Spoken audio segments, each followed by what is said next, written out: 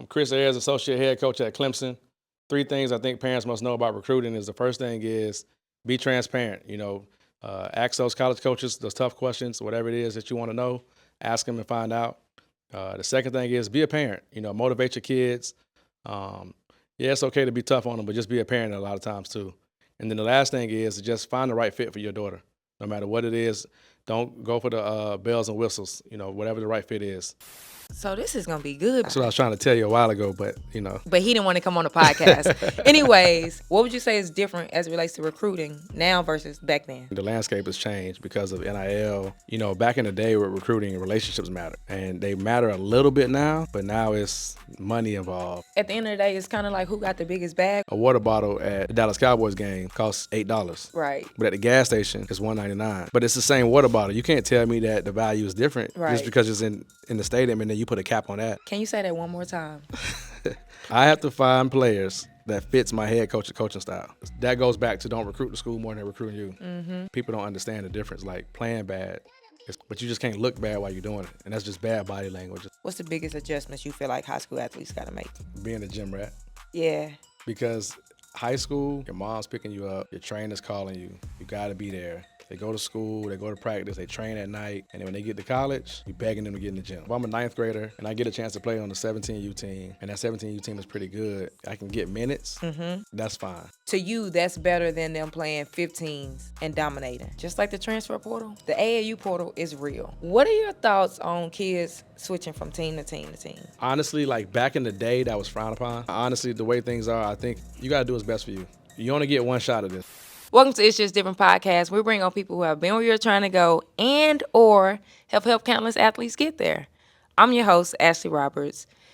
Your favorite coach that don't coach teams. I just coach the parents and bring on people to give the parents information.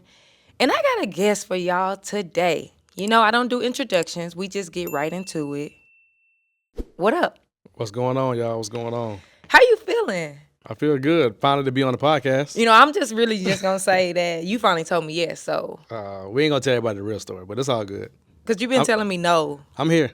That's all that matters. Yeah, that's it. I got Chris with Clemson. Yep. And you in Dallas. How you been enjoying the city? I love Dallas. Every time we come here. When the Final Four was here a couple years ago, had a good time. You got a little bit of everything. The food is good.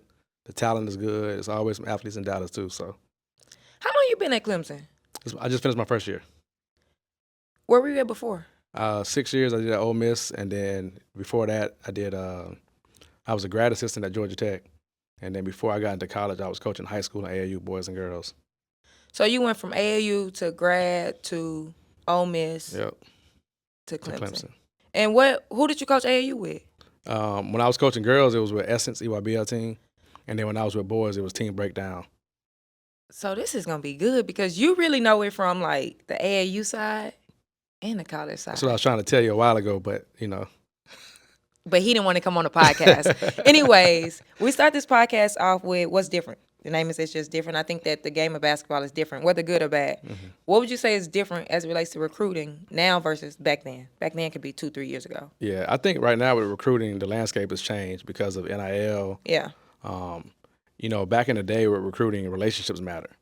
And they matter a little bit now, but now it's money involved. I feel like they don't matter at all. Yeah. I'm saying a little bit because it's a select few that they matter to, but for the most part, though, you're right. It's really money. It's playing time. People say development. People say family atmosphere. People say environment, but we all know when it comes down to it what it is. So do you feel like at the end of the day, it's kind of like who got the biggest bag? Or do you feel like, I do want to talk about like just the NIL because at the end of the day, these kids getting paid, whatever, right? But do you feel like most of them are going to who's giving them the biggest bag, or are some of them getting a little bit of both, the best of both worlds? It's relative. I think, too, like some of the kids, they try to balance it out to where they get the most they can get from the best basketball situation. Yeah. And a lot of times it don't really happen. And then now with the whole landscape of NIL, a lot of college coaches are losing kids, and they're blaming NIL for them losing that kid. What you mean? If me and you recruiting against each other and you get the kid because you outworked me, now I'm creating a narrative Oh, you just paid You for just it. paid more money. So then it's Yeah, making the kid look like, oh, they just went to the highest bidder, which in some cases that's not true. that makes sense. We may be offering the same amount of money, but you might have outworked me. You might have beat the streets. You might have relationships, Yeah. the development piece, how you going to use that person. Like that stuff still matters a little bit. Yeah, I feel that. Now, I don't even know if you can answer this, but how are y'all, when I say y'all, I'm Yeah. saying college coaches, these teams, paying these kids so much money? How are they getting so much money? Yeah, I don't know the answer to that. I Like, don't. I wish I did, but no, I definitely don't know the answer to that. I feel like these kids are getting, like, they getting paid. Yeah, they getting paid. And I'm just like, where? Now, do you think that they gonna put, because I feel like it's the Wild Wild West. I ain't gonna lie. But do you feel like they're gonna put like some stipulations to that? Like, are things gonna change in the NIL space? I think they're trying. I'm not in those conversations, so I don't know. Yeah.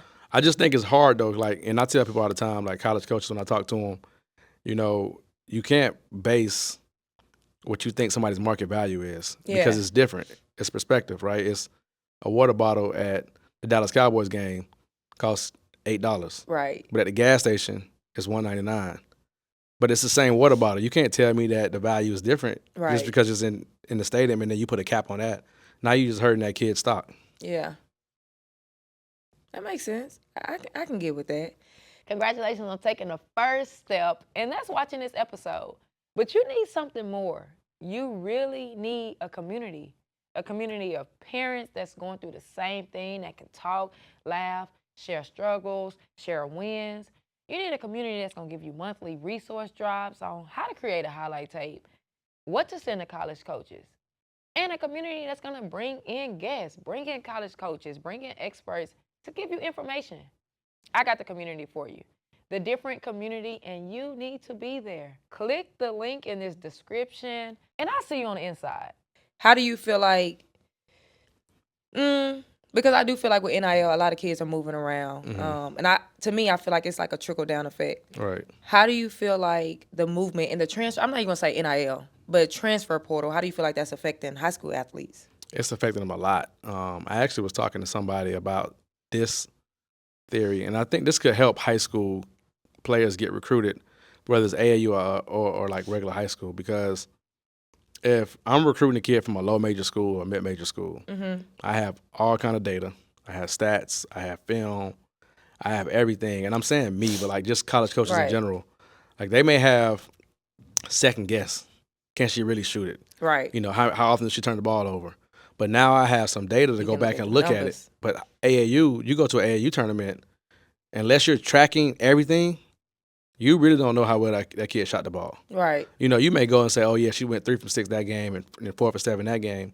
But what about the other 20 games? Right. And I think if some kind of way we can figure it out, I know the EYBL does it, but if you can get every circuit to stat, like true, real stats, and it can cover over to the high school level, I think that'll help high school recruiting because a lot of college coaches, like I said, they don't believe their eyes. Yeah. So they second guess themselves. They want to know, well, is she going to turn the ball over at a high rate? Is she going to shoot it at a high clip? Stuff like that. But if you have them numbers right in front of you, ain't no second guessing it. Yeah, she shot 37% from 3 in 20 games. Yeah. So what if, because I guess you can say like high school you got huddle. So huddle kind of stats, keep a stat of everything. And what if it is a parent that stats everything? Should they be starting conversations off with the stats? It can help, but I also think too it goes into again coaches second guessing themselves. Yeah. So now like is that parent padding them stats? Oh, yeah. Is that that's really true. official? Yeah, that's true. Like who's really doing the stats? So I think like if it was some kind of system to where like the EYBL has where you can stat every single game and it's a computerized thing and there's not nothing that's going to be off a little bit. Yeah. Then I think that'll help. I feel that. Speaking of players, like what do you look for when you're looking at players, when you're going to recruit players? It's different for me because I've coached for multiple coaches. Yeah. So for me, the main thing I always do is I got to find players that fits my head coach's coaching style. Can you say that one more time? Please. I have to find players that fits my head coach's coaching style. Yeah. So, and I would use an example, right? Let's say I'm coaching I coach with somebody that's a head coach, and all they want is shooters. Like, I don't care what position they play, they got to be able to shoot the ball. Don't bring them no kid just because she's 6'2", she's athletic, she can handle the ball, she can get to the basket, but she can't shoot the three. Because that kid's going to go to that school and not be successful, and it's going to have that coach frustrated. It's going to have the kid frustrated and everybody frustrated. And back when I was coaching AAU, boys and girls, don't recruit my kid to your program, and then it don't work out, and then you tell me she ain't playing because she can't shoot. You knew she couldn't shoot when you was recruiting her. Right. You knew your head coach struggled with people that couldn't shoot the ball. So don't bring me that, So that's kind of my philosophy. Yeah. So the right fit matters. Definitely. And at the end of the day, you can like the kid all you want. But if the head coach don't like the kid. Yeah. And I think that's important because a lot of parents get that confused. Or they might say, oh, I've been talking to Ashley Roberts, who's the assistant at Ashley Roberts University. Right. Why they ain't offered. Right. And to me, that can mean a lot of different things. Maybe, I like the kid, but the head coach don't. Like, Right. Can you even talk about that? Like, I feel like it's a difference from a school being interested, a school actively recruiting a kid, and this kid being a high priority for schools. Yeah. I think each school is kind of different, right? So you do have certain coaches who allow their assistant coaches to go recruit a kid, get it done, and they trust their coach. Meaning like an offer. Right. So you're the head coach. Yep. I'm the assistant coach. We've been together for a while, or you just really just value my opinion when it comes down to evaluating kids. You give me the freedom to go see a kid, get you on the phone with him and say, hey, coach, I need you to offer this kid. You offer this kid, and then through the recruiting process, you may only hear from me. But that's because the head coach is okay with the assistant coach being able to go do that.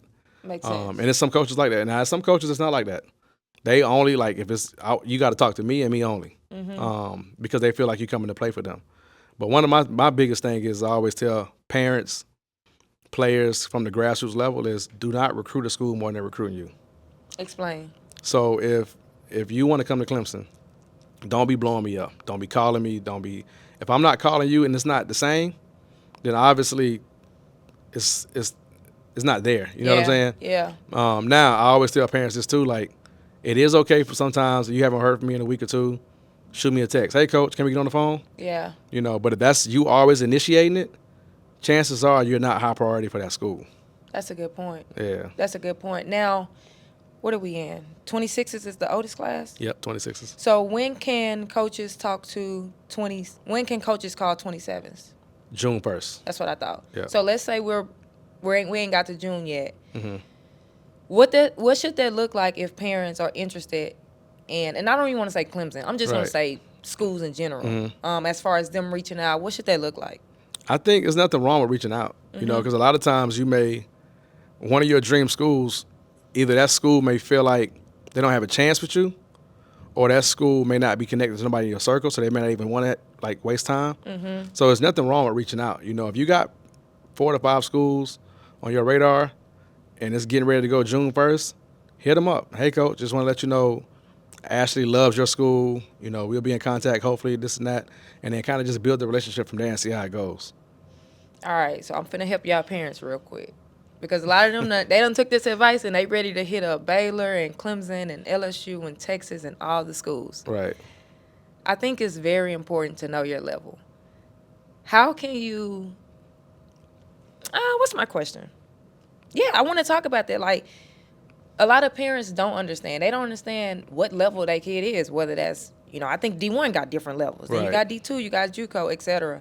How can these parents know what level their kid is? I think that's hard. Yeah. And the reason why I say that is because I recruited a kid that wasn't top 150 in the country. When though? Like, what grade was she when you were recruiting her? Coming out of high school. So like her last year, it was a senior year. Okay. Yep. So it was a kid that we was recruiting. She wasn't ranked. Yep. Played on a bad AAU program. And she makes all freshman team. Wait, let me stop you though. She wasn't top 150. Right. She was on a bad AAU team. Yep. How did you find her? Somebody texted me about her one day. So somebody texted me about her one day. So this is what I would say. Somebody texted me about her one day. I reached out to another coach. I ain't gonna say that coach's name. I reached out to another coach, and then the coach was kind of like downplaying a little bit. It was a lower level coach, like Okay. a mid major coach. So I think they was trying to play me a little bit. Yeah. I think they wanted the kid, but they didn't want us to get on it, right? Yeah. So I sent it to my head coach and said, "This is what this coach said," and they trusted that coach, so they was like, "Okay, cool." We moved on. Another college coach hit my head coach up and was like, "Hey, why y'all not on this kid?" So then coach hit me and I was like, "What's going on with this kid?" And then that's why I had to bring it back up to her or whatever. So we ended up going down to go see the kid, watch the kid work out. Again, nobody knew who this kid was. She might have had, and like 2 HBCU offers. Really? That was it. Nobody knew who this kid was, and she came and had a good career. Why do you think that was? Just was it the AAU team she played with, or Just lack of exposure. So would that be the wrong AAU team? No, because she actually played on multiple AAU teams, and one of the AAU teams she played with is a shoe-sponsored AAU program. So then, how do you get to lack of exposure? Not playing Because enough minutes? Yeah, she didn't play a lot for that. So to go back to your question, that kid parent, if I'm that kid's parent, and I'm not savvy with this basketball stuff, and I don't know, like I just see my kid playing on a really good AAU program, not really playing a lot of minutes. I put her with this other AAU program. She's playing a lot of minutes, but nobody's at her games watching her play. I really don't know what level that kid is. Yeah. You know what I'm saying? Yeah, that's so fair. It's hard for me to say, I'm not calling whoever else. For you, like you can't even get on your AAU on the court on the AAU thing. So it's hard for a parent to say that because you don't really know. And I think it's all relative because, I mean, you've been doing this for a long time. It's players who pick the right school and they blossom. Yeah. And it's players who pick the wrong school that was highly ranked and just was just the average Joe. Yeah. So I think it all goes back to what we said at the beginning. It's fit. Yeah. You know. But see, and I guess for me, I don't think that the parents will know, right? Especially if you've never played basketball, you're not gonna know. So reach out to them all then. Well, hey, just send it all out. Okay, but I feel like, so I'm always big on trying to help parents save time, money, and stress, right? And I guess I'm talking to these parents. D-free is what I'm always going to be about. Right. You know, whether that's D1, D2, JUCO, I don't care. Get into school for free. But I see a lot of parents that they kid might be a D2 kid, but they spend so much time trying to get Clemson, trying to get Baylor, trying to get LSU. And it's like you could take that time and find the right D2 school. Right. So I guess I don't even know what my question is, but I guess that's like the thing where it's like parents are going to reach out to what they see on TV. Parents are going to talk about what's known, what's popular, but they wasting their time. And I don't even know if I want to say wasting my time. You get what I'm saying? Like I just feel like Clemson might not be the school, and that's okay. Right. Stop trying. You don't have to force that when West Texas A&M might be the school. Yeah, but I go back to it like I don't know how much is really wasting time, honestly, because I feel like it's checking things out the box, right? So if I'm a parent and I want my kid to go to one of the best schools there is, basketball-wise or academics or whatever it may be, I'm going to do everything I can to get my kid in front of that coach some kind of way. Got you. So I don't care if I got to email them. I got to bring you up there to the school, to the elite camps. Now, after you take them to the elite camp and you reach out to them and it ain't no back and forth, then it's time to move on to the next school. Understood. Then the next school. But sometimes you just never know. You know, I may take my daughter to your school. You may not like her, but you may have somebody else at a lower level, and you may say, hey, you need to go reach out to Chris' daughter. Like, she came to elite camp. She ain't really it for us, but you need to jump on her. Yeah. And then that led to something else. You know, and that happened to me plenty of times. Kids come to our elite camp. I call some friends in the business that at a low major or a mid major, or even another Power 5 program that, you know, we not recruiting her, but she came to camp and she was killing it. Do what you want with that information. Yeah. You know. I want to talk about elite camps. Okay.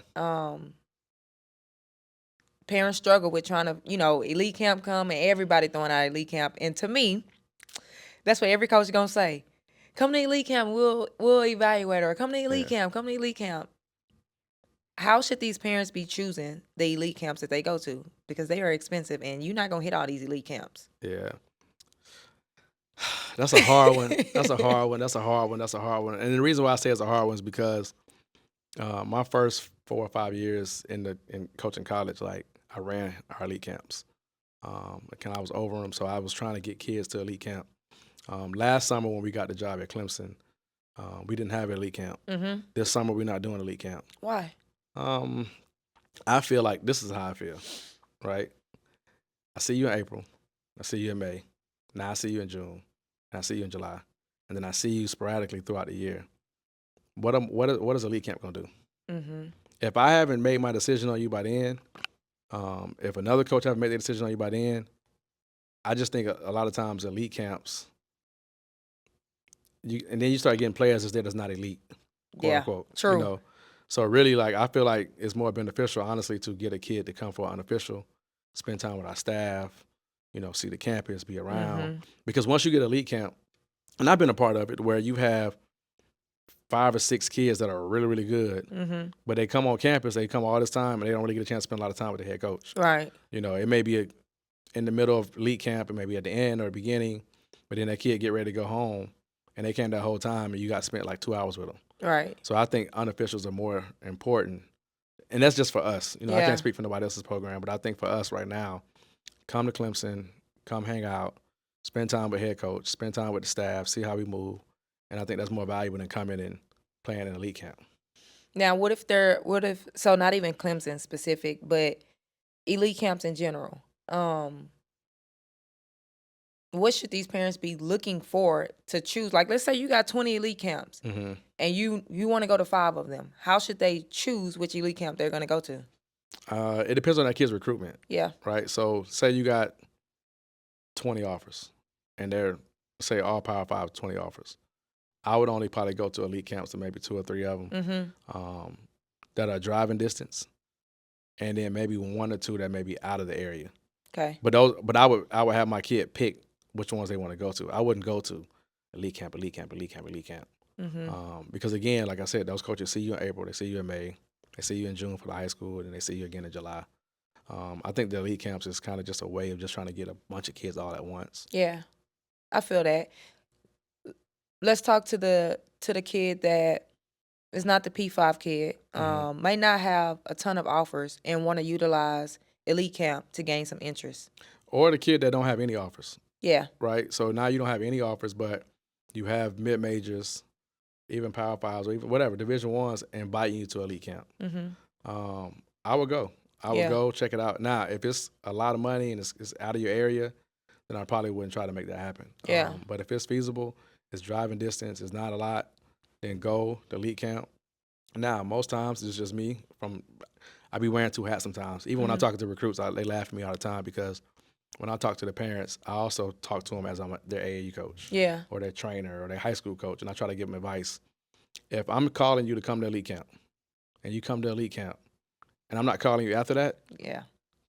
chances are like I didn't think you was good enough, or I didn't think that you could help us, or something you didn't play your best game, So that goes back to don't recruit the school more than they're recruiting you. Mm-hmm. So after you leave elite camp,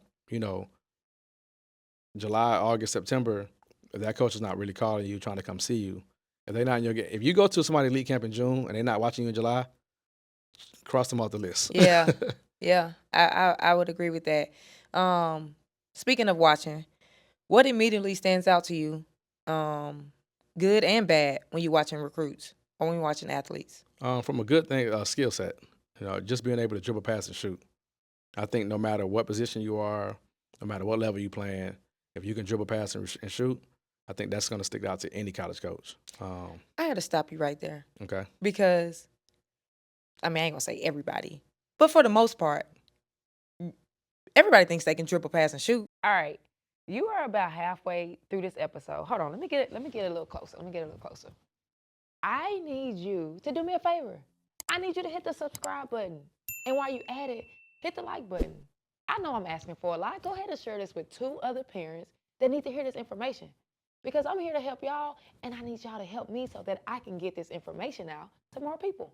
Now back to the episode. So, But there's layers to it. mm-hmm. Just being able to read the defense, just having that IQ, understanding the second and third level reads, outside hand passes, just little simple Yeah. things like that. Like that's what we kind of look for. Mm-hmm. Not just being able to just pass the ball. Right. But seeing it 1 or 2 plays ahead, we talk about the hockey assist a lot, to where if I pass to you, it's not for you, but you're going to make the one more pass for a 3. So that's your hockey assist. Yep. But for the person with the ball to be able to see that, those are some of the things that we kind of look for. Some things that kind of like push me the wrong way is just bad body language. Oh, yeah. Yeah. I put out a tweet the other day. Some people hit me up about it. It's the difference between playing bad and looking bad. Yeah. And I think people don't understand the difference. Like, playing bad, there's people in the NBA, WNBA that play bad. You can go 2 for 12. That's a bad game. Yeah. But you just can't look bad while you're doing it. And that's just bad body language. It's pouting. It's dropping your head. It's, getting frustrated. And I think a lot of times when AAU come around, they see us in the gym, they go 2 for 12. Say we the only offer. They go 2 for 12, and now they thinking, Yep. they're not going to like me no more. And they just don't know. We in our group chat saying, dang, well, she can play. She rebounding the ball. Like, she playing hard. She ain't hitting the shot today, but that's the least of our worries right now. You know? And I think it's also, I actually seen that, and I put that in my community. Speaking of, if y'all are looking for a community of parents, for parents, you need to get in a different community. It's going to be in a description somewhere. But I put that in my community because I think it's the kids, but I think it's more so even the parents. Yeah, the parents put that pressure on them. Like, you got to score. You got to do this. You got to, like, you're not gonna score the ball. You're not gonna score all the time. You're not gonna have all the points. You're not gonna play a good game all the time. Yeah. Like, nobody does that. That just happens. Like, LeBron have a bad game. I was just telling my wife this the other day because my son, he's 10 and he in the AAU now, and she be kind of like, I don't say get mad at me, but she be on me because, like, while he's playing, I don't say nothing to him. Yeah. I just kind of watch, and she was like, you need to be coaching them. You need to say that.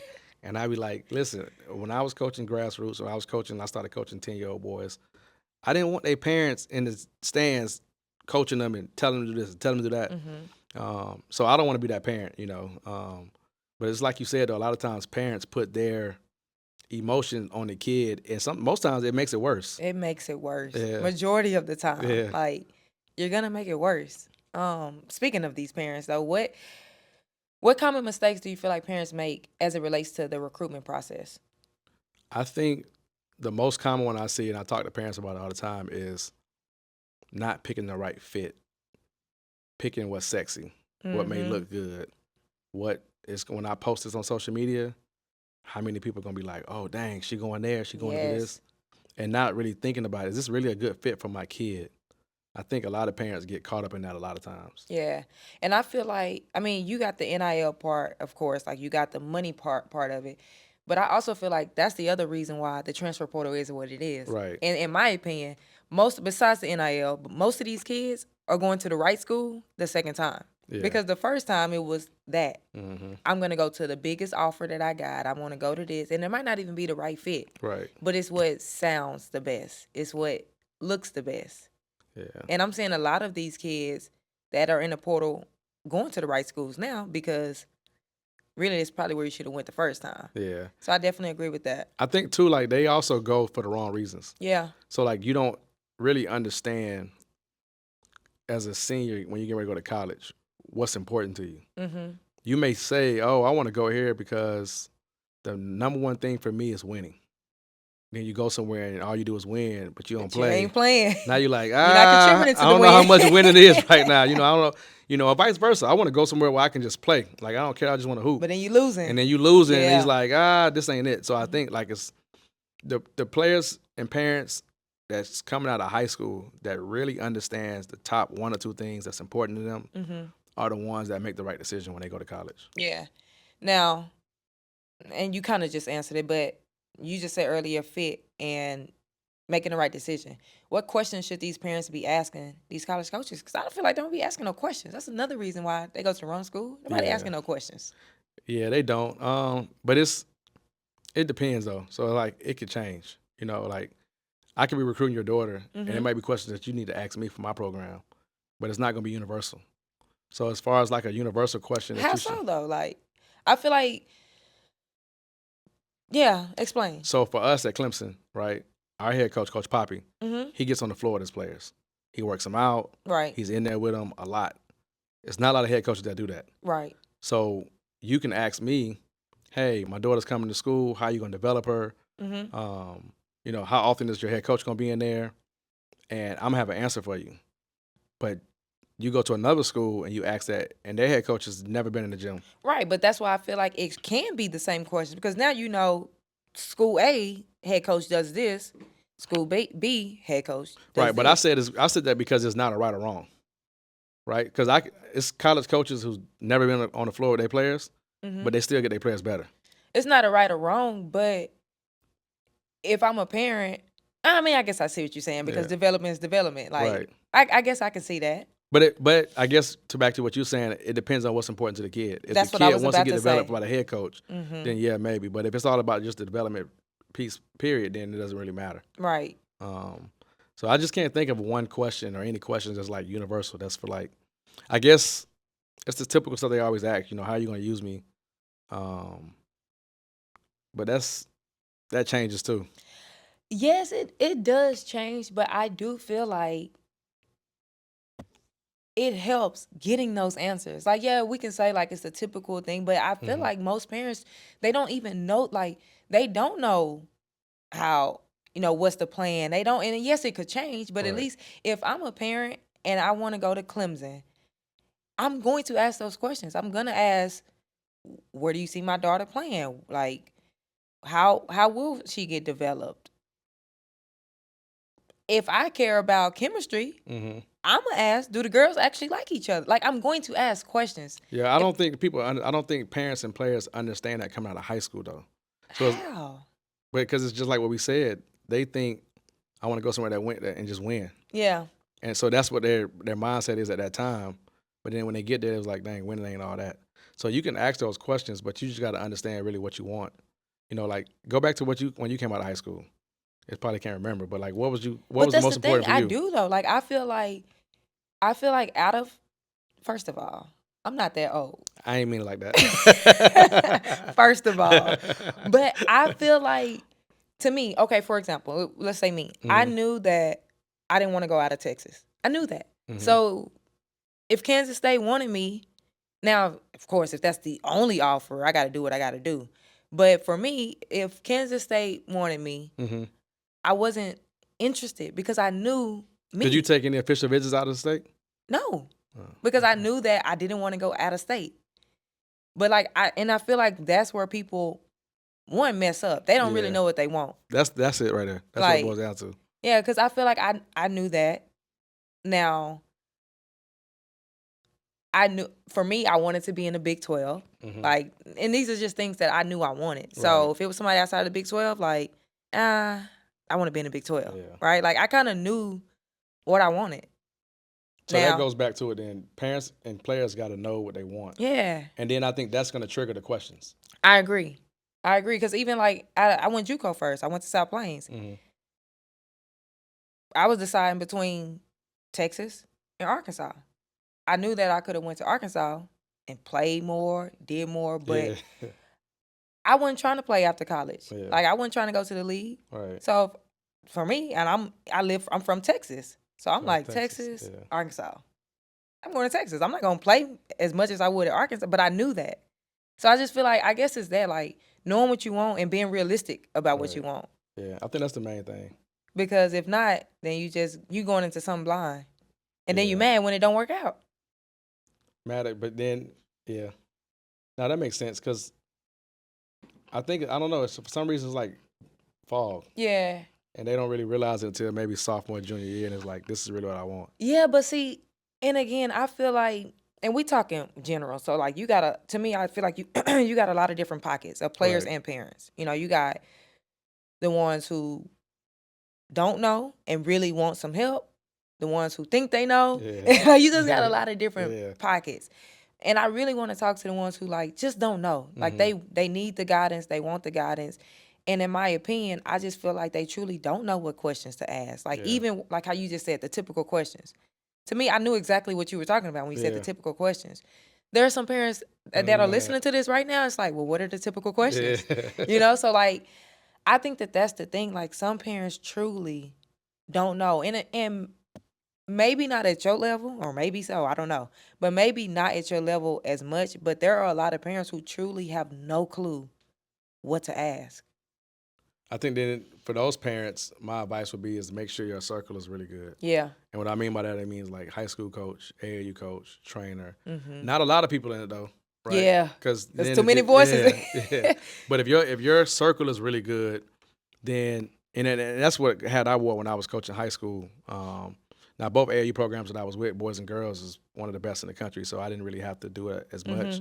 But with my high school guys, I was giving those parents things to ask for, things to look for when they went on those visits, when they got on the phone with college coaches, because a lot of my high school guys, when I was coaching, was like mid-major guys and low-major guys. Right. And they just didn't get that exposure. They might only had 2 offers, and they kind of had to decide between those 2. Yeah, that makes sense. And I'm gonna add to that. I also think it's important to like get somebody that's non-biased, somebody that's like whether that's like someone in the media. Like Yeah. I'm in Texas, so I'm gonna shout out Ray G. You got the Ray G's. You got I'm not even gonna say Texas because a lot of them work with kids from all over, but a Ray G, a Jason Key, maybe even a Lefty or Ashley. Just somebody that talks to college coaches Yeah. that can also like give you real honest feedback, because sometimes That's hard. yeah, and sometimes the AAU coach, not some of them are not going to be all the way honest, Yeah. right? Because they might be afraid of losing a kid. They a lot of different things. But if it's somebody that has no affiliation, you can be honest. Now some parents some parents won't accept it. Yeah. But I just feel like that's where that circle comes from. Somebody that can tell you, look, this is what I see. This is where you're at right now. I don't mean that's where you're going to be, but this is where you're at right now. These are the questions you should be asking. This is what you should be looking at. This is where you should be going. Like somebody really to guide you. Because if you don't know and you listening to 4 to 5 different people, Yeah. you really going to be confused. Like it's just going to get worse. Yeah. It's hard to find that now, like Yeah. the way the basketball landscape is shaping up, to just where you got genuine people in your circle that really just care about you. Yeah. Because even if you got a coaching buddy, somebody who's recruited your players, like your ties is really not to that college coach. Yeah. It's to that kid that plans for you, because you want that kid to go to college to be successful. Yep, I agree. When you're going to events, how do you determine which events you're going to go to? And I'm talking live period, of course. Like, how do you determine which ones? I know in April, I feel like 9 different events. In May, and every live period, there's multiple events. So how do you determine which ones you're going to go to? It depends on where our top kids are. Like we're recruiting 10 kids, and 4 of them is here, 4 of them is here, one's here, and let's say it's 7 events. Then the one event that got 4 kids, we're gonna probably go there. What if your top kid is the one kid at a totally different event? Then we're gonna mix it up a little bit. If it's a top kid and she's the only one playing that tournament, we're gonna be there. Even if you got 4 others at a different tournament? Yeah, because we got 4 coaches. Yeah. So somebody will be at each one of those spots, and we just kind of split it up. Yeah, and I want to break it down, because we talking like, even though it's right here for some, it's here. Right. So when you say top kid, can you talk about, because that means there's a board of kids. Can you just kind of talk about that?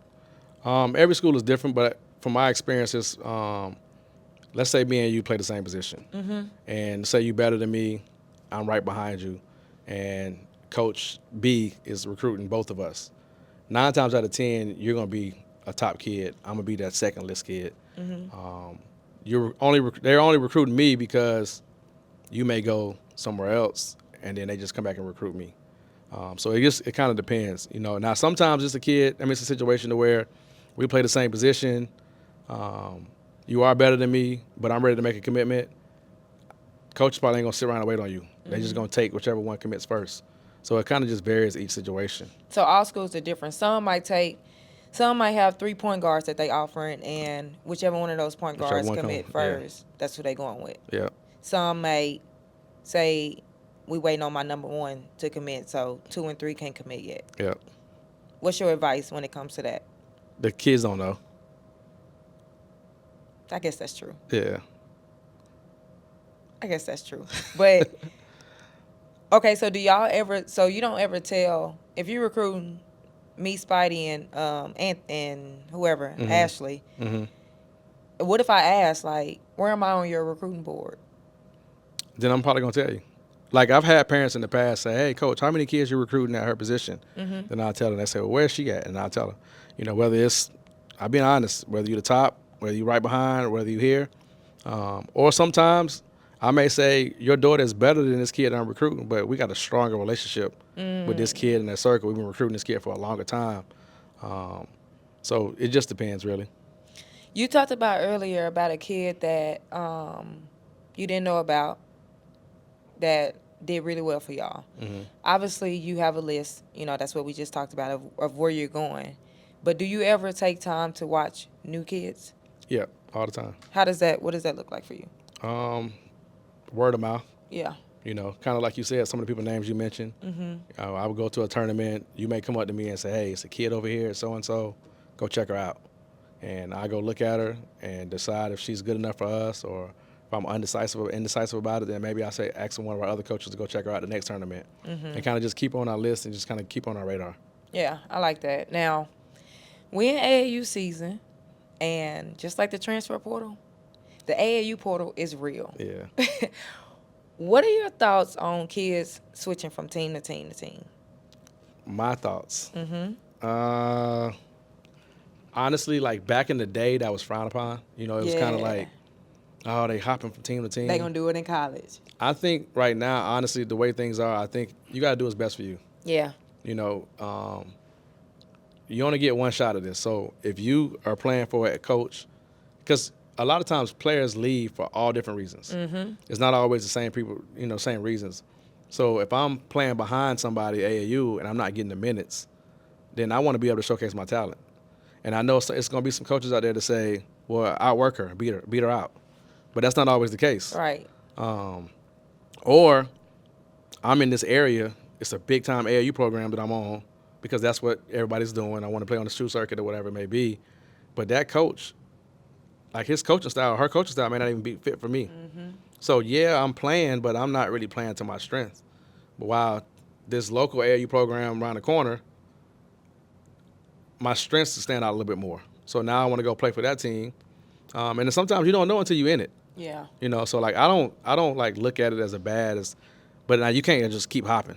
You may have one or two moves in you, but once you've been on 4 AAU programs, then it's kind of like you might need to go find another sport. Chris, some of these people are on 4 AAU programs in 2 months. I know. I was just using that example. I'm like, man, like some of these kids are just they'll move 4 teams in 2 months, and I'm like, yeah. And I do agree with you. I do think that because I used to say that same thing. Like I don't like you with a team like figure it out at the end of the day. But I do agree. Like I would never tell a parent like to have their kid be somewhere they not happy, and you spending all this money and you're not playing, right? So I do agree that at the end of the day you got to find the right fit. I think that you got to do some. We're in season now, so it's a little too late. But I do think you have to do some upfront work. Like it goes back to asking the right questions. Yeah. Like you got to be able to do your own research so that you don't get in this position, right? Like I go to a lot of games and I see a lot of kids on some of these teams and they sit in the bench. And I'm a firm believer of coaches can't recruit what they don't see. So it's like some people will say, oh, well, you get to compete against the best in practice and this and that. But ain't no coaches in this practice. Yeah. Like coaches need to be able to see what you can do on the floor. And I think minutes matter. Yeah. It does. But for that, it's almost kind of like I've seen, and this is a little bit more back in the day, not more now, 8th, 9th, 10th players on an AAU program still get looks that other people wouldn't get. Absolutely. And I think and I still think that could still happen. But like, I also see 8, 9, 10, and to each his own. Like I said, free is free. Right. So wherever you're going to school, if it's free, it's cool. But I see a lot of kids that are 8, 9, 10 that actually hurts their recruitment when they can still play at a high level and be 2, 3, 4. So I think it's just, I feel like all of it is perspective. And I think it just depends on what the athlete wants. Because To me, those are the two things that I see. I see a lot of kids go to the biggest name and they don't really play that much when they can still probably be in the same circuit or on a circuit. They're getting more minutes and they're getting showcased more to the coaches. So I think it just depends. Yeah, it does. But I think sometimes playing more minutes might hurt you. Yeah, so and they don't. I'm not Yeah. even saying that that's because sometimes you can be playing 40 minutes and you look And bad. and then your recruitment just Yeah, drop. so You I'm know. not. That ain't. I guess that's not what I meant. But I do feel like, I get what you're saying. I guess I do feel like that coaches can't recruit what they don't see at the end of the day. So Yeah. like if you're playing with Ashley Elite and you getting 4 or 5 minutes, you don't even have enough time to show what you can do. Like, get somewhere where you getting where you getting more minutes, because you got to be able to show something. Yeah. So I think that's kind of where I'm coming from. Or you better just make the best of them 4 or 5 minutes. Hit a guess you're 3, right. get a block, get a But rebound, come on now, pass like it. think about it. How can somebody really? First of all, you got to get warmed up. You been sitting for a while, like. I've seen it happen though, honestly, to where a kid was 10th, 11th on the roster. They'll come in, make a play, do this, and go sit back down Yeah. all summer and still go Power 5. Still go and have a solid college Okay. coaching, college career. I So feel it. that's why I said, like, a lot of this is kind of just perspective, but that kid could have left and went to a local AAU program and probably, who knows how that career could have Yeah. went. I feel it. I see both sides. Yeah. But parents, they need to be playing. I'm going to go with that. Definitely got to get on the floor. But I definitely get what you're saying, because at the end of the day, Sci-Fair, that's just the name, first thing that came to my mind.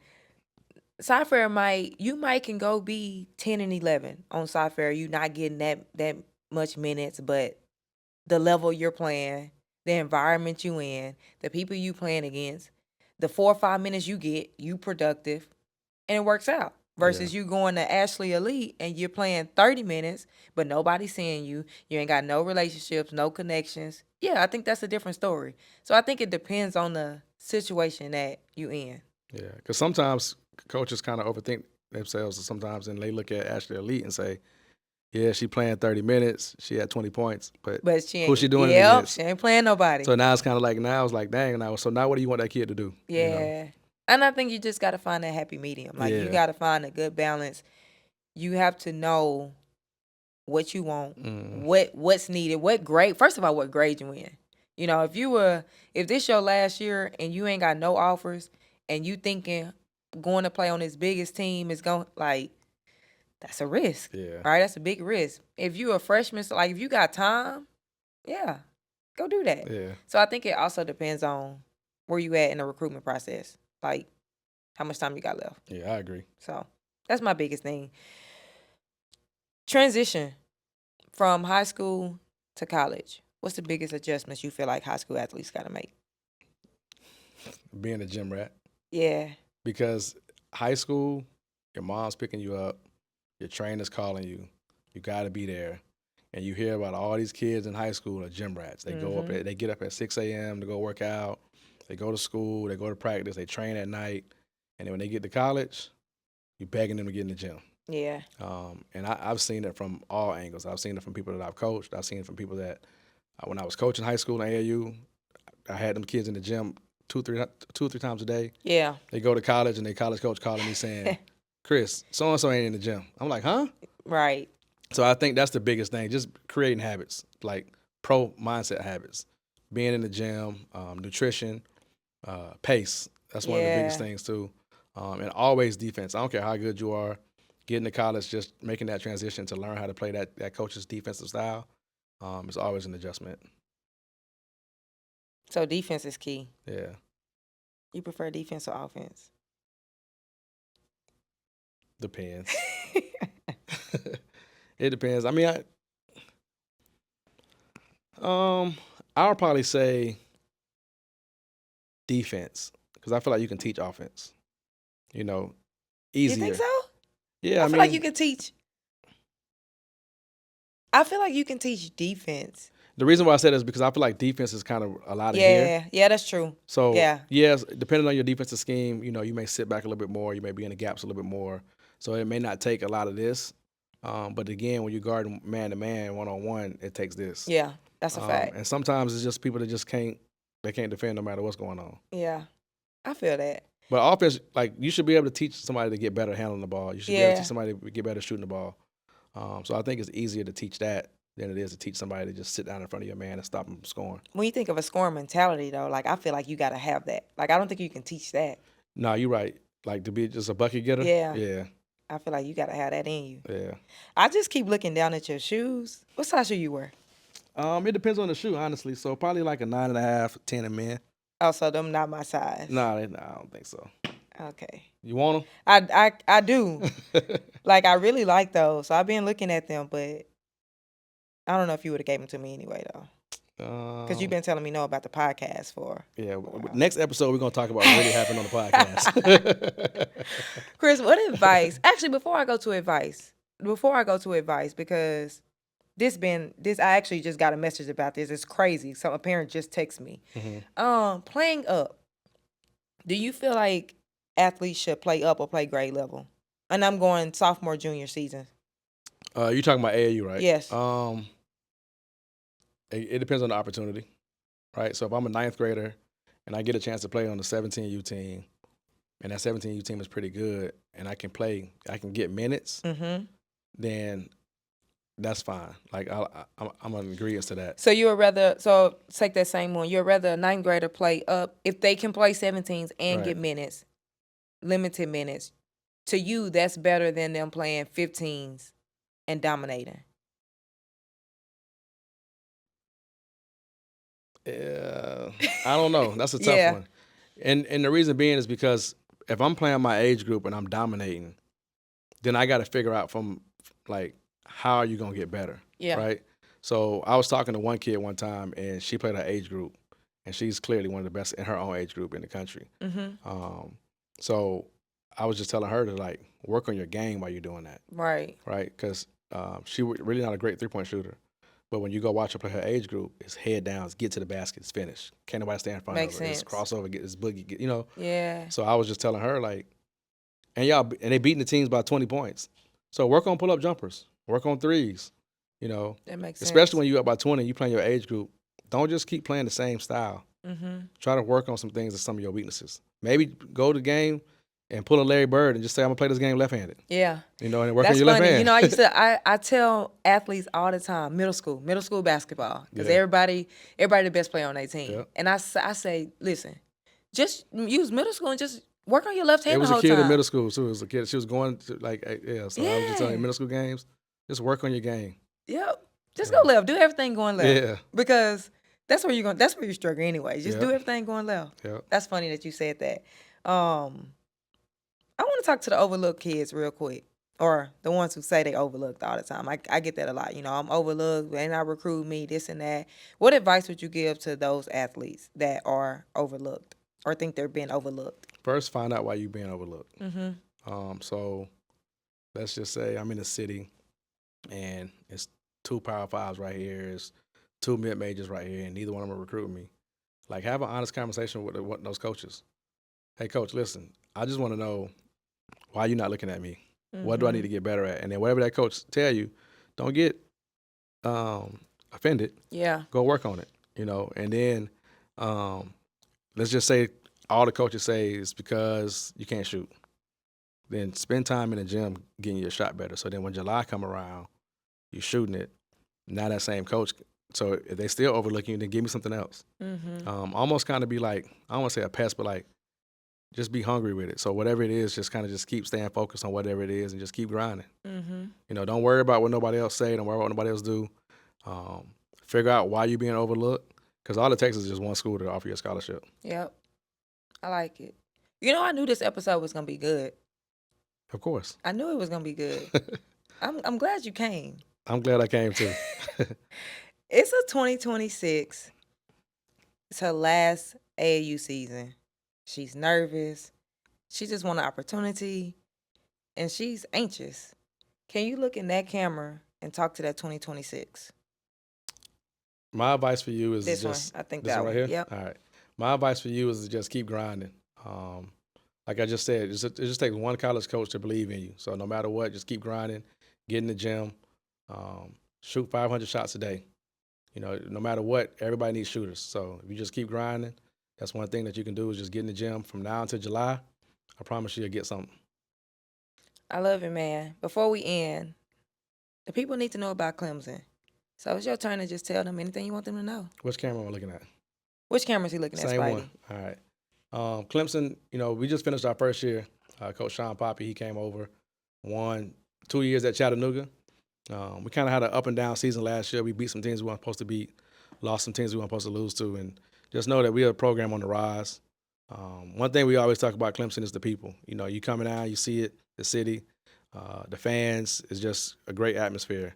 So don't tell me what you heard. You know, come see it for yourself. I love it, man. Make sure y'all keep up with Clemson. Make sure y'all follow the podcast. I need you to subscribe to the channel. You listen, you watch, but I need you to hit the subscribe button so that more people can hear episodes like this. Like, follow on Apple, Spotify, and you know what I'm going to say. If you've been listening to this episode, if you've been watching, if you're not following on Instagram, I don't know what you're doing. Follow the page. It's Just Different Pod. Thank you for tuning in to this episode and staying to the very last minute. For that, I got a gift for you. I don't know if you can actually see this because I got black on black, but I have merch, different merch. And you can get your different merch at itsjustdifferentapparel.com. Use code podcast to get 15% off. See you next week.